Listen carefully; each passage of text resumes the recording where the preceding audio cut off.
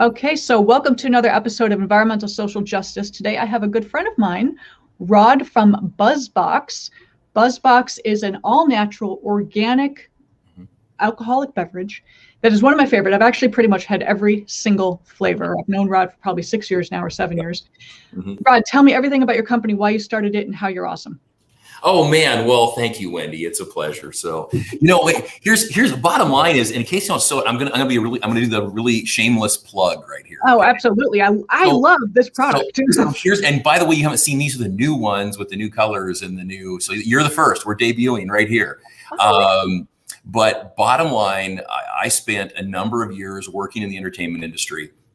And the biggest complaint that we got from every event that I seemed to be involved with was, man, the line at the bar is too long and the drinks are not that good. And this bartender is a horrible pour. And how come the pretty girl in front of me got a double for free and I paid more? All that kind of stuff, right? And we just said, there's got to be a better way to do this. And so I really went on. It was kind of more of a personal mission than it was anything else to say, how do we do this? How can we, instead of when we go to a concert, a festival, a sporting event, instead of just only having the choice between, a beer or a really bad cocktail, there's got to be a better way to do it. And that kind of launched, and we can talk more about this, kind of launched this whole thing about how do you do that? How do you get something good, and be sustainable and have a good quality and yet still be able to produce it in masses. And so we tried a bunch of things. I was really fortunate to work with a company called Tetra Pak, which are really the leaders in sustainable carton packaging. And I got to jump in with some of their engineers and we were able to find a way to put a cocktail in a box. And so here we are a number of years later. Thank you. And here we are a number of years later, where we've launched this product. We've been in the marketplace probably about 2 years. We've been doing a lot of private kind of events and some concerts and festivals. This is really our first real foray the last couple of years into the retail market. And it's been going great. And our whole concept was, I said from day one when I started this, I said, I wanted to find a solution to this challenge that I saw, but I wanted to be able to have a drink that was good enough that I would feel good about serving it in my home, right? So it wasn't just like, a lot of people want to make a product and they want to sell it to somebody else, but they don't want to drink it, right? So what would I be proud of? And so so the whole goal was, how do we make an extremely good cocktail, great ingredients, natural, as healthy as a cocktail can be? I know that's a challenge, but you accomplished it. Right. It's organic, it's natural. Mm-hmm. Yep. What do you need? And so that's really it. And it really was. And I will say this, and a lot of people, kind of always get on me about this and go, gee, well, did you do it because of this reason or because of this reason? And I said, we really approached this from a holistic kind of approach. I said, look, let's make the best possible tasting cocktail that we can. And what is that? It's fresh juices. It's fresh ingredients. It's nothing artificial. It's no colors. It's no flavors.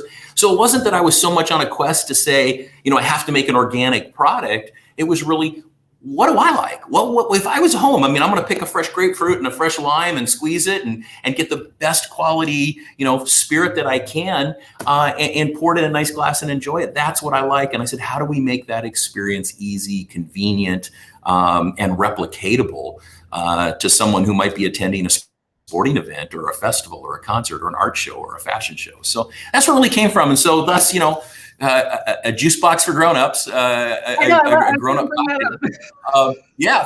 for adults, and we're really proud of it and really excited about it. And that's the whole idea, the whole concept, and this crazy little idea. They say necessity is the mother of invention, right? So maybe that had something to do with it.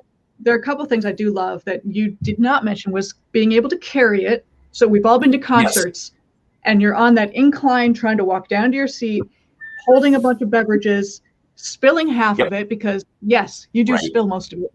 This is a box. Once in a while. You can throw it in your pocket. You can grab all of it. You can hold them like this. It works. But then also the garbage aspect. And most people don't think about the garbage generated. This is all recyclable. This is not going into a landfill.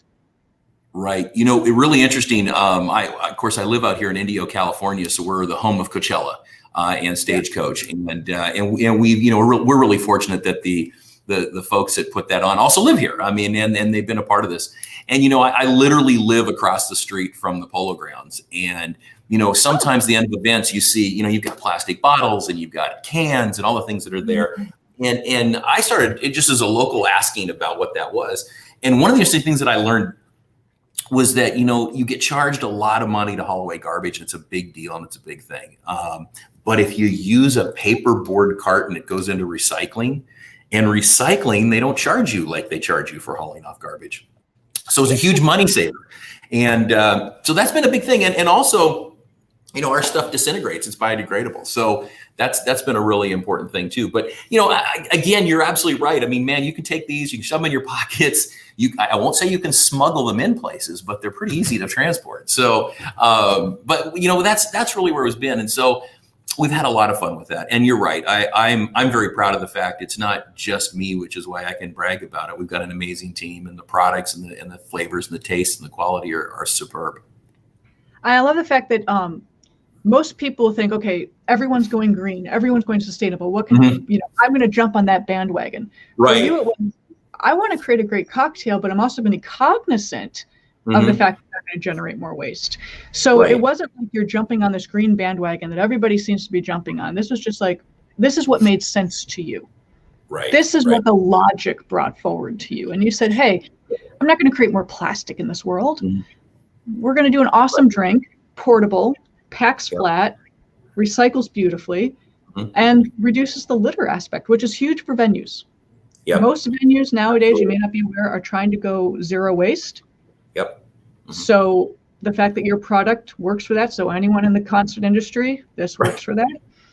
But also reduction in cost. Most people want to be green, but they're afraid of, well, is this going to cost me more? And you don't. You actually help them reduce things. And Wendy, here's the thing, and I love what you're doing. And here's the thing, and we've had this conversation with so many people. Especially in today's world, there's always the extremists, right? There's always somebody that's way over here or way over here. And sometimes like that can be alienating to kind of regular people, because if you're like most people, you're like, man, I don't want to get in an argument. I don't want to stand on a hill and wave a flag. I don't want to get shot at, right? I mean, I don't want to be that person, but I want to be a good person. I want to be responsible. I want to be, I want to have common sense. And so it's really interesting when we looked at this product, I really approached this with, one, what's the best product we can put together? And of course it checked all those boxes, right? And then two, what kind of packaging can we put this in that doesn't create more of a problem? Because, look, I live in a community. I see the plastic bottles in the ditches and the garbage on the side of the street. I don't like it. And so when we approached it, so what I was really excited about was we were able to find packaging that was able to do that, right? And was able to make a difference. And here's the interesting thing that I found along the way, and I've tried to share with as many of our vendors and people we work with. Listen, honestly, doing the right thing is also the best financial thing. And when you look at what you're doing, yes, I can say, hey, paper is a lot cheaper to ship than metal or glass, okay? So we transport our products with lower cost. Our packaging, when it ships in, when our product actually comes into us before we manufacture it, it's all flat. It's paper. It's really thin. It's really easy to deal with. So we save on shipping on both sides. We shave on, and that reduces the carbon footprint of all the trucks and the trains and the planes and all this that goes on. So it's a domino effect, right? But again, I really come at that. We're really proud of that fact, but I like to encourage people. I go, you know what? You don't have to wear a flag and an outfit and jump up and down and be, you can just say, look, I just want to do what's right. I want to be good. Like, I got kids. I want them to have a great environment. Right. And so we really approach it as a real common sense tool. And I love that. And I think that, I think sometimes all these things that we want to be, and we say we're environmentally conscious. Well, shouldn't we be? Why is that such an unusual thing? We should just be that, right?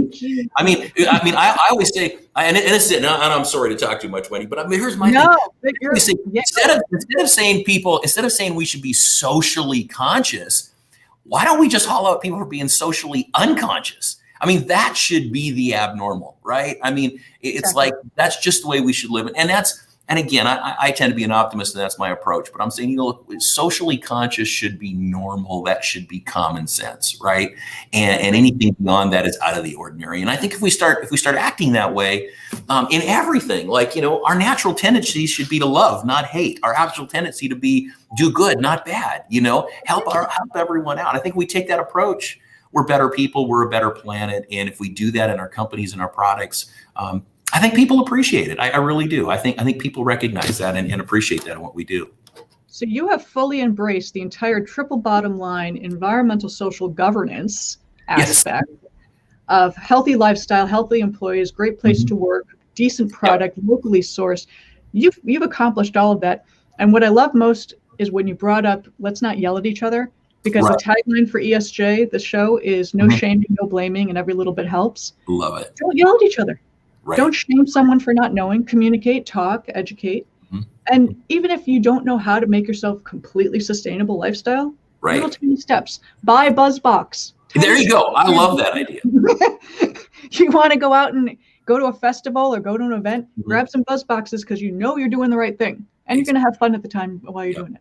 Yeah. So, well, listen, the one thing I've always said is, and I think having kids makes the biggest deal is that, there's that thing where you say, well, they should do as you say, and you should lay down the rules and everybody should do what you want. Look, I've also found that you catch more flies with honey. Reward system works. If you encourage and motivate, and I think that's the thing. I think that if we recognize people for doing the right thing, and I think you're doing a great job of that too, because there's a lot of parts. Listen, manufacturing is not always an easy process, right? I mean, we enjoy the electricity in our homes. We enjoy our stoves that work. We still like our cars, and I think that we have to recognize there's always going to be components and segments of our industry that we are always going to have to work to do better at, right? It's just the way it is. Exactly. But I think that if we encourage those companies and be positive and stay on that side of it, we can accomplish so much more. And that's kind of how I drive it. And I just say, instead of, let's not shame people into doing the right thing. Let's encourage them into doing the right thing.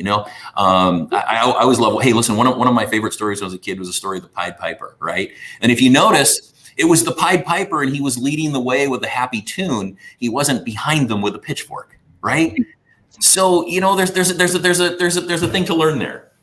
I love that. And that is an amazing image, because positive encouragement is always going to be better than negative reinforcement. We all know this. This goes back to childhood. And with everybody yelling at each other and screaming at each other, let's just try to focus on do what's right. If you don't understand it completely, it's okay. I used to tell my mom all the time, listen, Mom, if you give me a chocolate bar for cleaning the dishes, I do much better than a spanking. That is brilliant. And that's actually very true, because it's got to be the positive side. So thank you so much. Everyone out there, Buzzbox is delicious. I have tasted them all. Honestly, I think there are like 15 flavors. And I think I've gone through all of them. And they're wonderful poolside. If you happen to be blessed with a backyard pool, just sit out there with a few of those. It's wonderful. So thank you, Rod. This has been a delight. This has been the highlight of my afternoon. So, Wendy, thank you. And love what you're doing, and keep it up. And hey, cheers. Cheers. Absolutely. We'll see you soon. You too. Bye-bye.